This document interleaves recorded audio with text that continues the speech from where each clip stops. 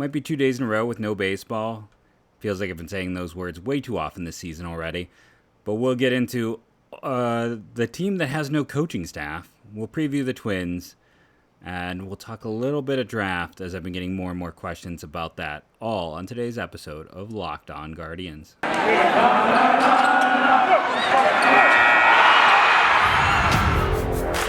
You are Locked On Guardians, your daily podcast on the Cleveland Guardians, part of the Locked On Podcast Network, your team every day.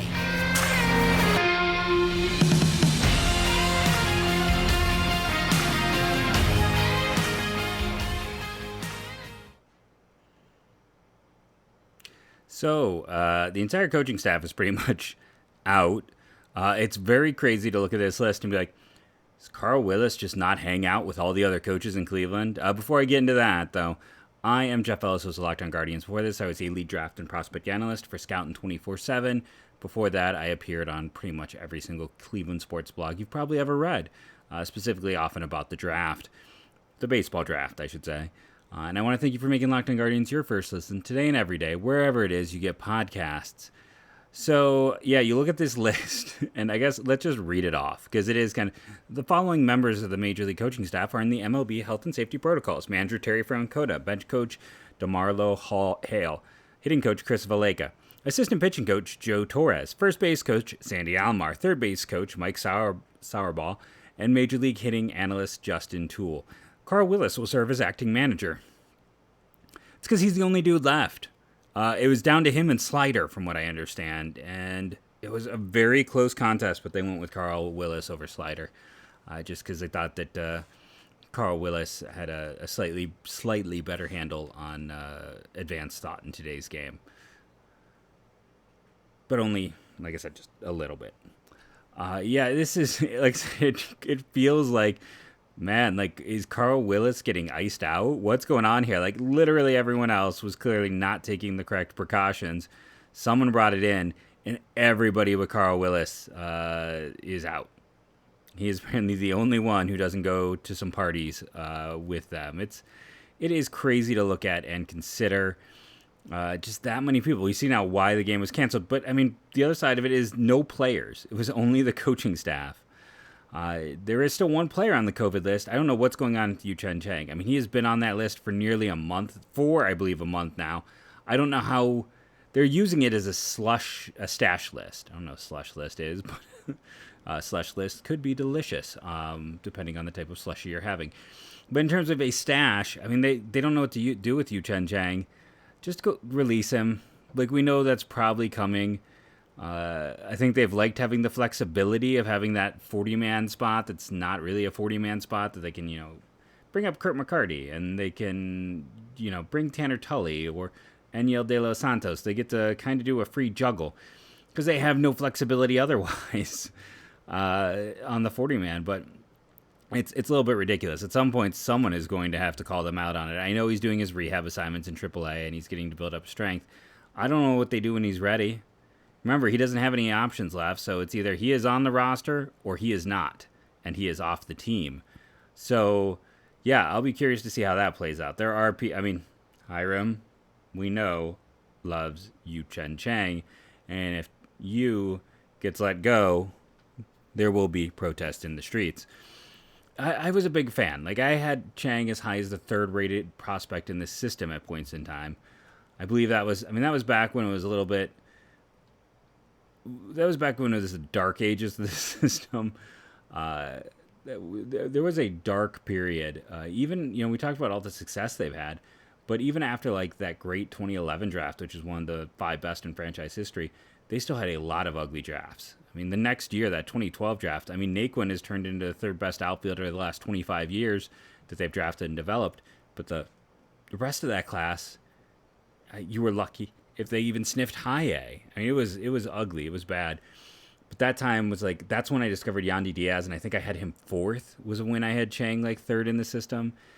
Clevenger, before he was a known name, I put him 5th, and that was Chang. Well, no, with Chang and definitely with Yandy and Clevenger, I was extremely aggressive in the ranks, but I was just, all 3 looked like future major leaguers to me in some form or another. I was proven right. Sometimes you get them right. Talked about it on this show. Some guys like Naylor. Sometimes you get it wrong. I did not expect him. And people bring up, like, he's so young. Why didn't you believe in him a little bit more?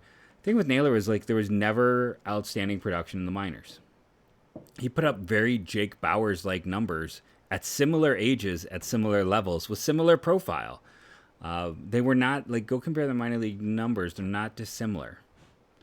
So, I'm just looking at the raw data, and maybe I overcorrected. But we will see. Let's put it that way. Again, he's going to come back to earth. We talked about the players.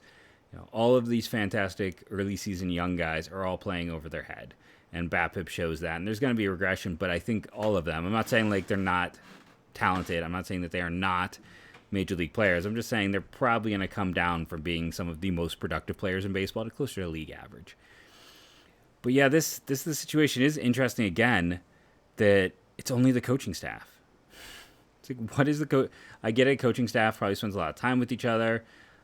They have close company and not taking precautions, and this is what happens. This is a team with no coaching staff for this Minnesota series. Hopefully everyone gets through it fine and healthy. It is an older coaching staff. This is a manager who has serious health issues. This is a manager who hasn't made it through the last 3 seasons. Is it just 2 or is it 3? I think maybe it's just 2, but has not made it through the last 2 seasons due to health issues. And has missed time over 3 seasons because of health issues. So, Terry Francona is one of the most at-risk people in just baseball. So hopefully everything is set up for him to be. I hope he's fine. More than anything else with this story, that is my big concern. So I just hope everyone's healthy and fine, and no one develops, a myocarditis, which you have seen with some. Eduardo Rodriguez of the Tigers is an example of someone who developed that. And we'll talk about the Tigers when the Guardians face them. Obviously, that is a team that has been struggling, and I gave them a lot of credit for signing Rodriguez to a great deal before the starting pitching market fell apart. And he's been good. I don't know if he's been exactly what they kind of hoped for in terms of production. He's been solid, but not spectacular for them. He's looked like, a back-end arm, but they paid him should be more than that. Getting back to the Guardians, though, right now everything's in a bit of a holding pattern. And again, they have so many off days. This is where it gets interesting, because Wednesday off day, Thursday, which is when I'm recording off day, Monday is an off day, and next Thursday is an off day. They're going to get the Reds, who are actually playing better, coming to town. They're going to face the Reds at the wrong times, but it's the Twins, the Reds, and then the Tigers. This is a chance to make up a lot of room in the division if they want. They could end this week, first in the division. That's very possible. Not likely, but possible.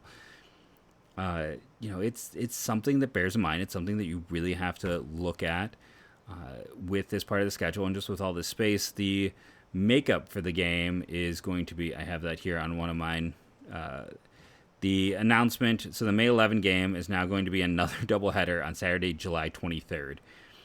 So 12:10, and then the regularly scheduled 6:15 game. So that's how they're going to make up for the lost game against the White Sox. We're going to take our first break. We're going to come back and talk a little bit about the Twins, the upcoming first-place Twins, who the Guardians will face this weekend. And our first commercial break is for BuiltBar.com. So I tried those granola bars, and they are maybe my favorite. And I know this is a bad time to tell you that, because they are no longer selling the granola, but this is my way of telling you, when it comes back, I'm going to jump for the granolas. You should too. It just adds a nice texture overall to everything. Not that there's any issue with it, the texture. I've always liked a good granola. This is a really good granola. I preferred the peanut butter to the coconut. I'll be curious to try the white raspberry again, but I hope we see more in terms of the granola bar from Built Bar. I love it. I think it's great. I got the box 2 days ago. I'm down to like 4 bars already. It is maybe my favorite in the past calendar year of any of the new flavors. Another really fun flavor is the birthday cake puff, which is currently their flavor available. The one cautionary tale with birthday puff: open slowly. The sprinkles can get everywhere. It is delicious though. It is great tasting. You're like, birthday puff? How bad is this thing for me? What are you trying to sell me? 3 grams of fat, 150 calories. And then in terms of your protein, 16 grams, 9 sugars. So it's quite good for you. They have this on lock. It is a fantastic company serving a fantastic product. And like I said, my friend who's a doctor, she has a fridge full of them. So even someone like that is using BuiltBar.com. It's going to make you feel a little bit better about it, right? A doctor choosing Built Bar. Go check it out for yourself at BuiltBar.com. Remember to use the promo code LOCKED15. That's what I use to save 15% every time I order, which is pretty much every 3 months, over at BuiltBar.com. So, the Twins are currently in first place. I would say, it's a bit of a surprise it's not the White Sox. Let's just put it that way. They were expected to be an improved team. We talked about they're maybe the most improved team in the division. And they just stayed active. They kept making deals. They never rested on their laurels. It's like they go out and they trade for a shortstop, and then they realize they can use that shortstop to get an even better trade and flip him to get rid of a weighty contract and go out and sign the best free agent in baseball. They were always making solid moves throughout this year, and you give them credit. There's nothing else to say on that. You give them credit for what they managed to accomplish. We'll see if they can continue to maintain first place. They have quite a few injuries of their own. Like, who is on their injured list? Okay, ready. Dylan Bundy is on the COVID list. Randy Dobnik, who has been like kind of their go-to swing pitcher. Strained finger. Kenta Maeda had Tommy John surgery before the season. Bailey Ober is the original writer of the Bailey, driver of the Bailey Ober Van Wagon. It's sad to see him out with a strained groin. And then they added Chris Paddock this very week. I mean, that's an entire pitching staff. You go to their pen. Danny Colombo, Jorge Alcea, and Jean Romero, all there. And in terms of hitters, Miguel Sano has a torn meniscus, so he's done pretty much for the foreseeable future. A finger contusion put Correa on the list. Kyle Garlick, who I feel like has played for half the league almost, strained calf, he went out earlier this month. And then the latest bad was Trevor Larnach, the big, I'm going to get myself in trouble, Oregon outfielder, I believe. California kid originally. They're a beat up team. That's why we've seen Royce Lewis get the call up. We've seen Nick Gordon. They had a lot of high picks that really just have not come together for them, right? Like Gordon was the 5th overall pick in 15, and now he's backup center fielder. Royce Lewis was the 1st overall pick, and we're waiting to see if he can be their shortstop. I was a big Jose Miranda guy. That's another player I really stand for in that 2016 draft class. But this is it's an interesting team. It is a beat-up team, and it's a team, though, that is still in first place. So let's get down to it. Let's go position by position. Let's do who's got the advantage at each spot. Catcher, Cleveland Guardians versus the I almost said the Chicago White Sox. Now, Gary Sanchez has actually started 3 games for them this week, and you got 3 games with Ryan Jeffers. It doesn't matter. Either of them is an upgrade. Now, neither of them are necessarily lighting the world on fire. Jeffers is at a 104 runs created plus with a positive defensive rating. And Sanchez, is he at a below... Where is he? Yeah, so he's at a 75. So it's a little bit interesting that they're not relying on Jeffers a little bit more, because he's probably the better defender as well, when you get right down to it. But either way, Jeffers is better than what the Guardians have. So that's advantage to the to the Twins. Moving to first base. First base, we've had Josh Naylor play 4 games. He's going to be considered for this team right now the first baseman. On the other side of things, at first base again, this is where injuries are an issue, because the Twins, technically speaking, it's like when I'm looking for who played first base, Alex Kiriloff had 2 games, and then, let's see, Luis Ariz, who is the infielder for them, he played first base on Thursday. Before that, you had, like I said, Kiriloff, who played in a few games, and then Jose Miranda, who's been third base, first base, DH. It's been kind of a by committee type of deal. I'm gonna go with Ariz since he played the last game there, and I think they want to give Royce Lewis some chances. They want to let Polanco play up the middle, so Ariz, who's played shortstop and second for them. First base, that's going to be advantage Guardians. Naylor has been utterly fantastic. Ariz is no stiff, but he's had a long, successful major league career. He's been a strong hitter, but that's advantage to Cleveland right now with the way Naylor has been playing. Moving to second base, primary second baseman for this week has been Owen Miller, who got 2 games at first and 4 games at second. Over from Minnesota, second base has been handled by Jorge Polanco. When you're comparing those two, again, Polanco has had the more significant run of success, and this year Polanco is at a 124 runs created plus. So he's still been really effective in his when he's out there. It's not like it's just past history. I appreciate that Owen Miller has been better this year, and significantly better, a 184. He's also not a very good defender, and Polanco hasn't been great this year either in defense. There's a tendency, I'm sure, and I know Shroom out there is going to come at me for this, but at the end of the day, I'm going to take the guy who's had the longer track record. So when 2 players are playing really well, I'm going to go for the guy who's had multiple years of success over the guy who's currently in his first bout of success. So that's advantage Twins. Moving to shortstop, Royce Lewis hasn't been that great since he's been called up. I mean, he's at a 89 runs created plus. He's been a strong defender. Jimenez is also a strong defender, and he's having a great season. So that's advantage Cleveland, so it's balanced. Moving to third, advantage Cleveland. It doesn't matter. He's the best third baseman in baseball. I don't care who anyone has. But it is former Guardian Gio Urshela.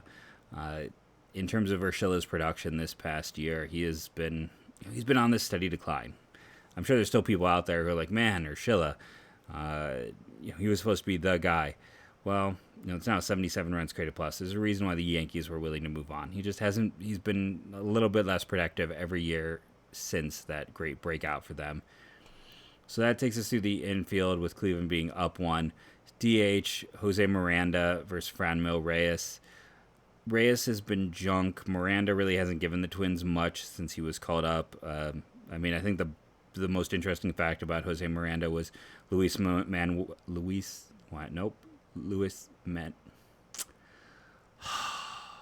take a breath, get it right.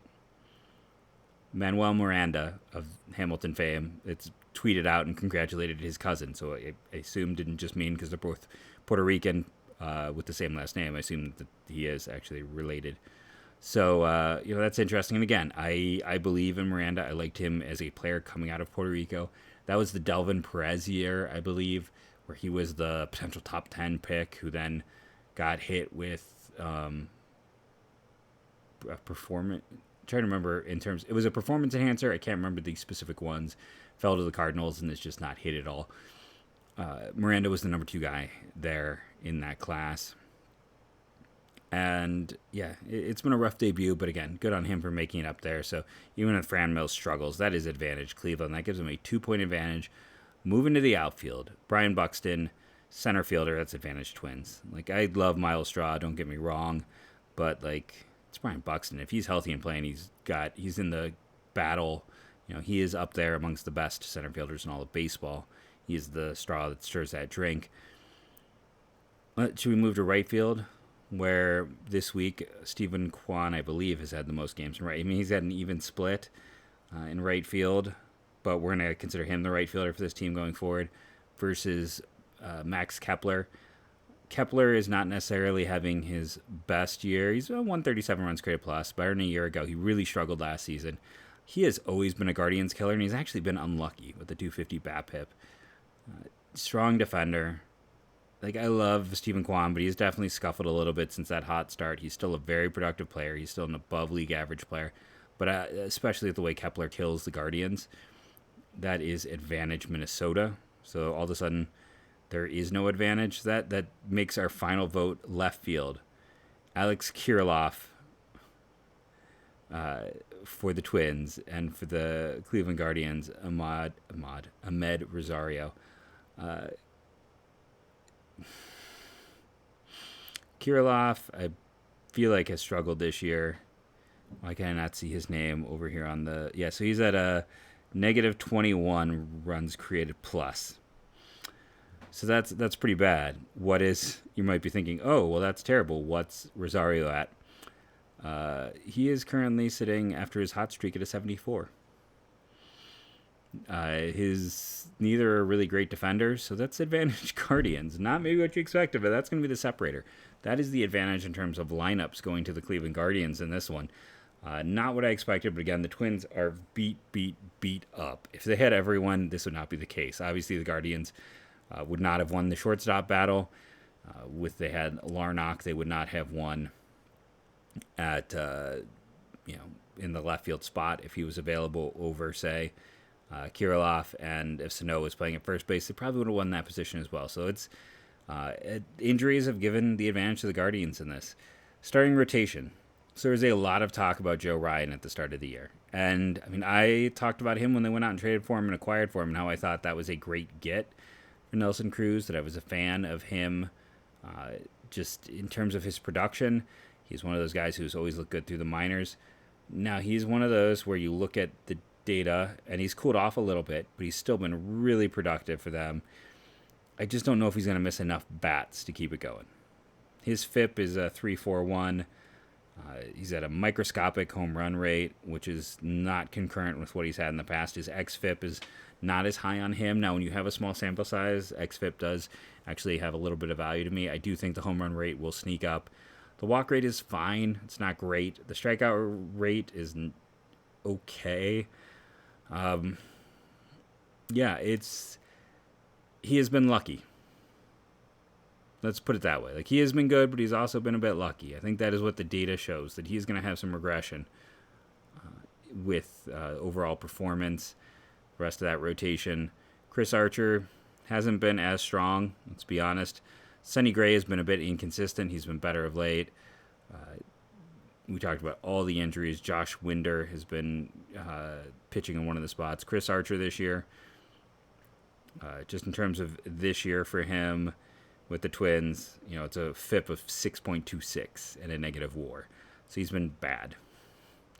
Josh Winder, who's moved quickly through their system, one can make a strong case he's been better than Ryan. Ryan gets the hype, but Winder's been the better pitcher. That's just the truth of it. I mean, he's got a lower walk rate with a similar K rate. The FIP is a lot more forgiving, and they have the same WAR. And then Sonny Gray, last starter for them, 477 FIP. He's been very home run prone. He's actually been more home run prone for the Twins than he was for the Reds. It's also something to point out, like, he is 32.5. And he's not a big guy where that's where you start to worry about that wear and tear for that sub 6 foot righty. We'll see. Like, he's played more like a mid rotation starter than a back end. That being said, I still look at this Savale versus Gray. Gray has the advantage. Bieber versus Dylan Bundy. God, isn't it sad that I have to sit there and be like, because Bundy looked good before going on the COVID list. Bieber is just, I don't know. We'll talk about it a little bit in segment 3. Why I think he'll get traded, but why it's not going to happen during the season. And then Tristan McKenzie versus Joe Ryan. McKenzie's been the better pitcher. Ryan's got some hype right now. I saw him listed in places as the top rookie in the American League last week. It's just not the case. He's not even the best rookie pitcher on his team, let alone the top rookie pitcher in baseball. Or top rookie in the American League, I should say. So yeah, we'll talk a little bit more about Shane Bieber, but let's just say it's kind of a push weekend. I don't think pitching staffs, anyone has a distinct advantage. Guardians bullpen is nails. Trevor Stephan, Sam Henches, Emmanuel Clase is 3 really good back-end types. Brian Shaw is a decent filler. Sometime it's going to catch up with him. I don't know when. Eli Morgan's a fantastic swing pitcher. Minnesota, Griffin Jacks has been great. Jan Duran, Emil Pagan, Joe Smith, who's 38 years old and just still going strong.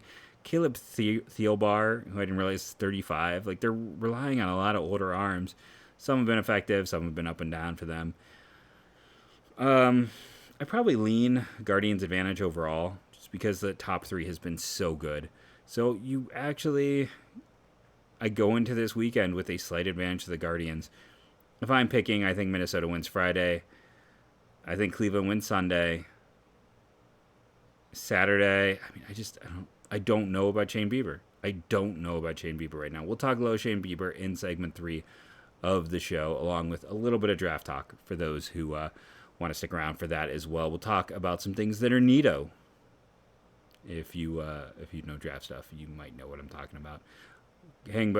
Come back in a second, and we'll get into the Bieber of it all.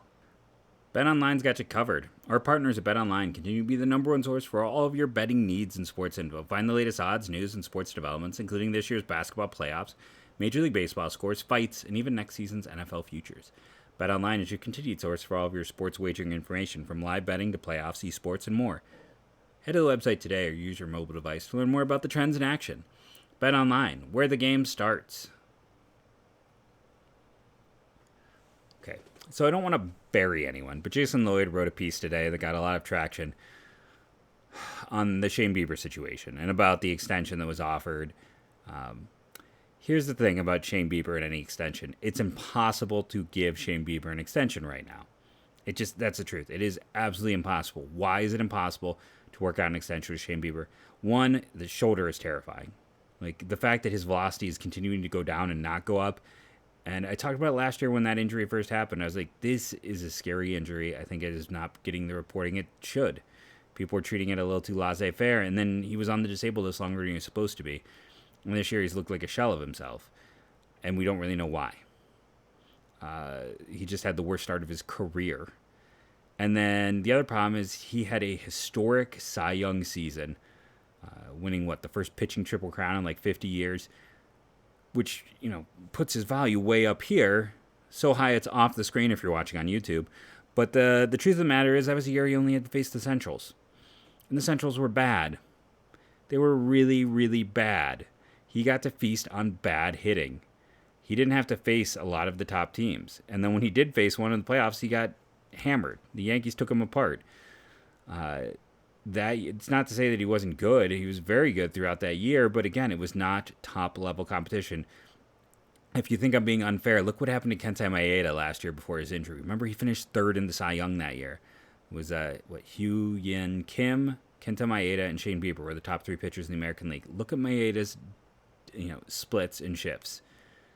Pitching against the Central-only teams in that COVID year was a huge boon to those players' stats and performance. And it also means that Shane Bieber's value is probably a little bit inflated, if we're being honest.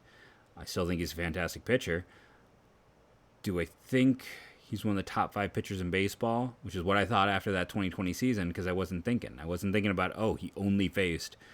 the American League Central had, 3 teams picking the top 10 at the end of that year? Or was it only 2? Maybe it was only 2 teams, but then the NL Central had 3 teams that picked in the top. It was a lot of the teams that ended up with the highest picks came from the 2 Centrals. So, no, I don't think Bieber is one of the top 5 pitchers in baseball. I just don't.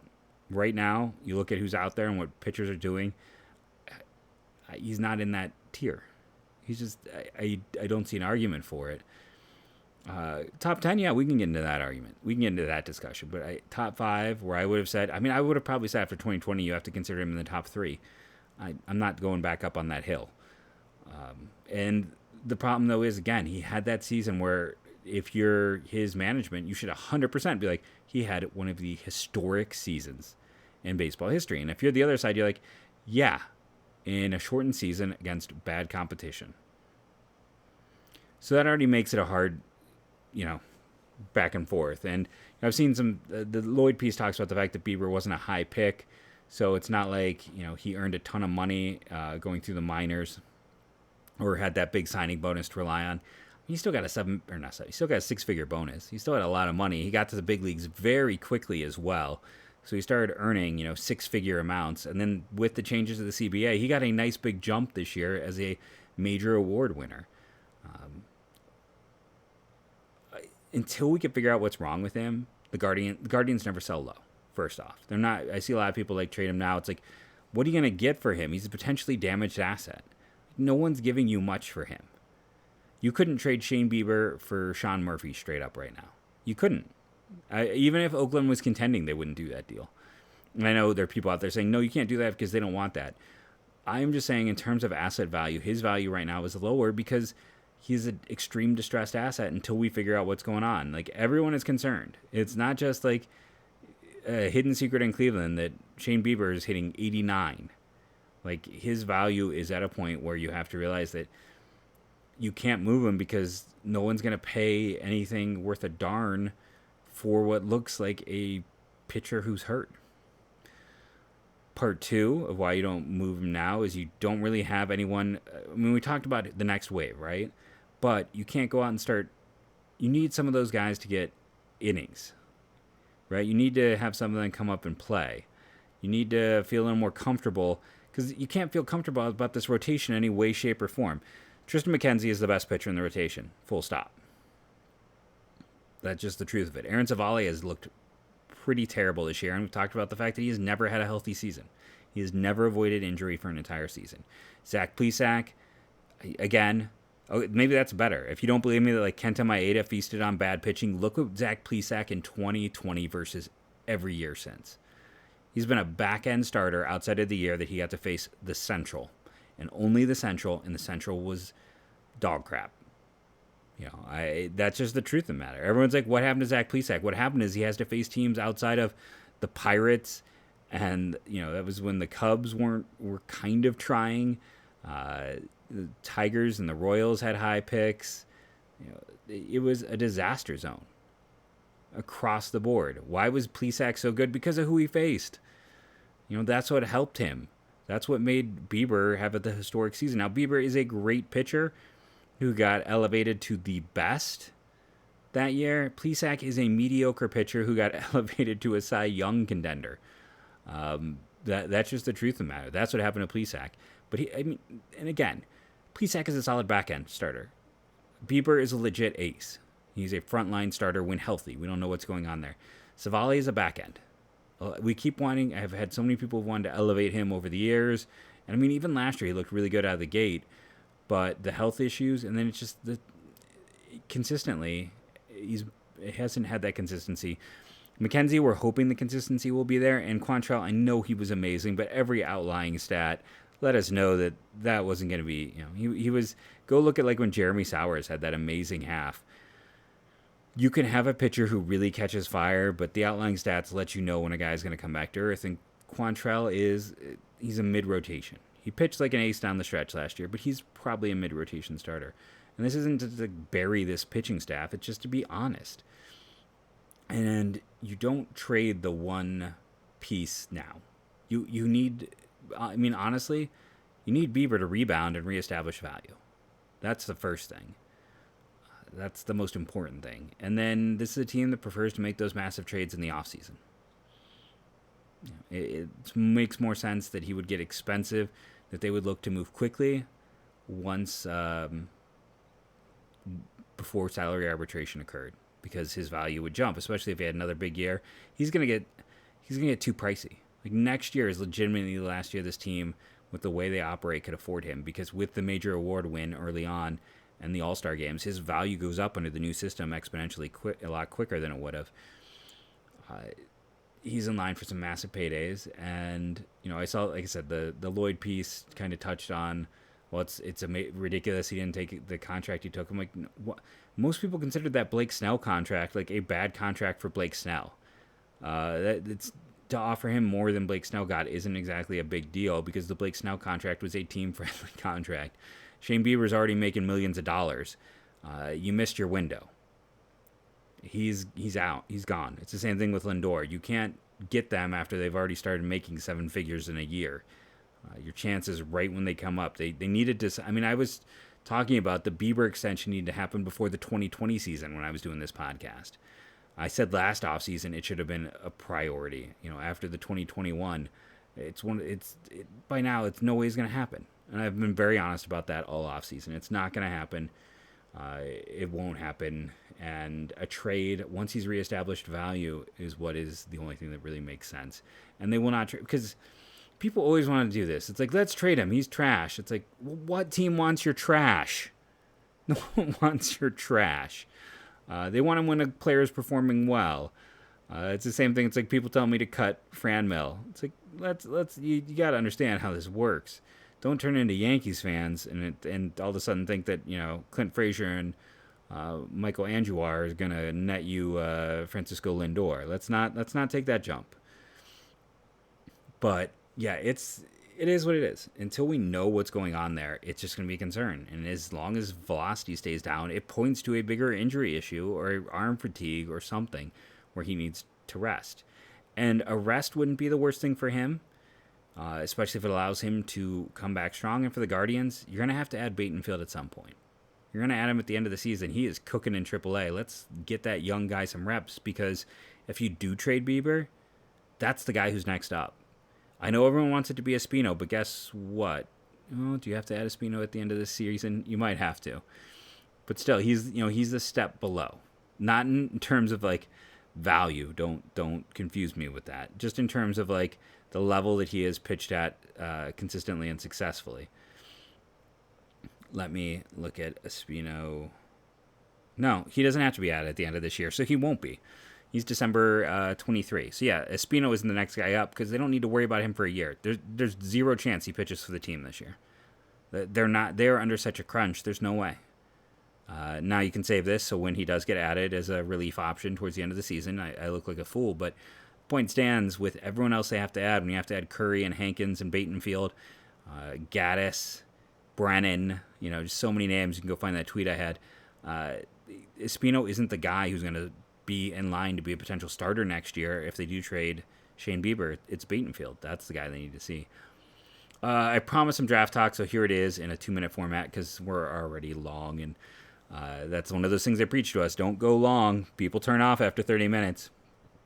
So the MLB.com mock from Callis had the Guardians taking Zach Neto, and then Mayo's from 2 weeks ago had the Guardians taking, I feel like it was a college pitcher, maybe Gabriel Hughes. I can't recall. I'm betting it's Hughes because I got a bunch of questions about Hughes a few weeks ago, so that makes sense. Here's the thing with Zach Neto. He'd be the first rounder ever from Campbell. Campbell also has an interesting pitcher, so there's a lot of people seeing them. He's playing at such a low level that you're just like, but he played really well on the Cape.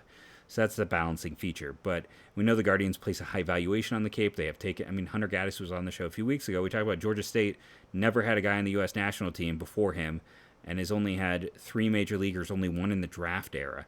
And the Guardians based a lot of their evaluation on him off that time on the Cape. So we know that is there. Could they take Neto? Possibly, but it feels a little too much about like, okay, they like contact skills and up the middle guys, and we got to slot him somewhere. I've been doing a mock draft in my head all day during down moments because I can't I'm ADD.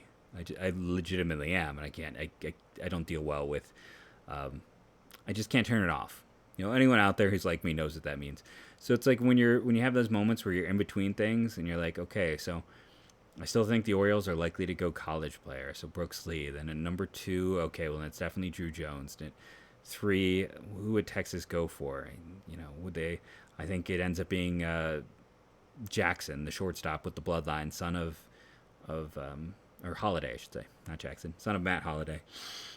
So it's like that's how it goes. And I've been going through these things in my head, and I actually have like a top 10, top 12 pretty solidly in place that I'll do probably next week on the show. People have been asking me for a mock, so we'll do a mock because we have 2 off days. So we got time to talk next week.